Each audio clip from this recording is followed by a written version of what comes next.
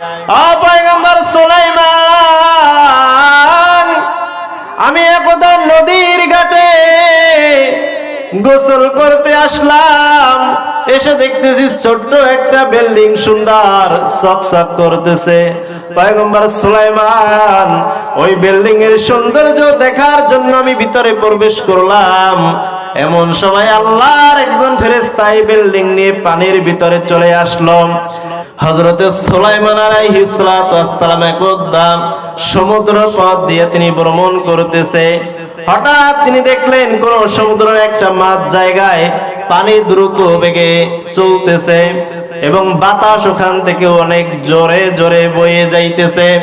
সুলাইমান আলাইহিস সালাতু ওয়াস সালাম সেখানে থামলেন এবং দেখলেন সেখানের পরিস্থিতি কি, ব্যাপার কি। তিনি একজন জিনকে বললেন, যাও পানির নিচে গিয়ে দেখো এখানে কি হইতেছে।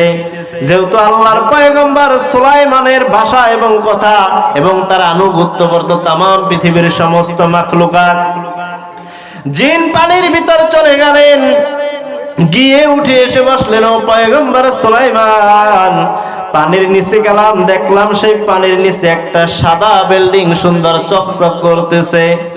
পয়গম্বর সুলাইমান বললেন, যাও ওই বিল্ডিংটা আমার সামনে উপস্থিত করো।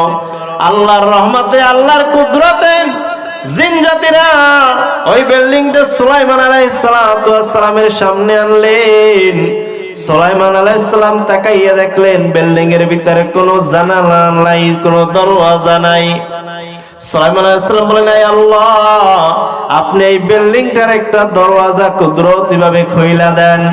সুলাইমান আলাইহিস সালাম তাকাইলেন, তাকাইয়ে দেখে তিনি দোয়া করতে দেরি আল্লাহ কবুল করতে দেরি নাই, ওই বিল্ডিং এর মধ্য থেকে একটা দরওয়াজা হয়ে গেল।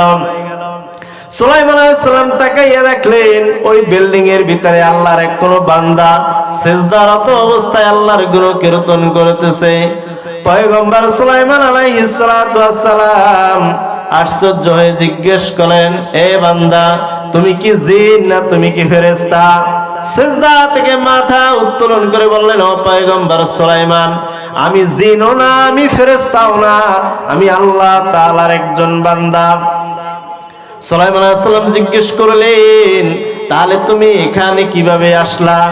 তিনি বলতেছে, ও পয়গম্বর সুলাইমান, আমার মা অনেক বৃদ্ধা হয়ে গিয়েছিল, নিজের পায়ে নিজে চলতে পারতো না, নিজের খাবার তিনি নিজে খেতে পারতেন না।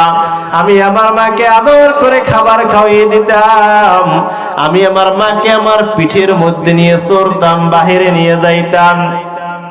আমার মা আমার প্রতি খুশি হয়ে আল্লাহর কাছে দোয়া করতে নাই, আল্লাহ আপনি আমার সন্তানটাকে নেককার পুণ্যবান বানাইয়া দেন, আর আমার সন্তানটার জায়গাটা আপনি এমন স্থানে করে দেন যেটা জমিনেও না আসমানেও না, এর মধ্যবর্তী একটা জায়গায়। পয়গম্বর সুলাইমান, শোনো, তুমি যে দেখতেছো আমার এখানে একদিন নাই, 2 দিন নয়, আমি জামানার পয়গম্বর হযরত ইব্রাহিম আলাইহিস সালাতু ওয়াস সালামের সময় এখানে আমি প্রবেশ করেছি। 1 বছর নয়, প্রায় 2000 বছর পর্যন্ত। পয়গম্বর সুলাইমান তাকাইয়া দেখলেন যুবক 2000 বছর পর্যন্ত সেখানে আছেন, আল্লাহর গুণকীর্তন করতেছে, কিন্তু তার মাথার একটা চুলও পর্যন্ত পাকে নাই। সুলাইমান আলাইহিস সালাম বলেন, তাহলে আপনি কি খাবার খান? আপনার যখন ক্ষুধা লাগে, ক্ষুধার জন্য আপনি কি খান?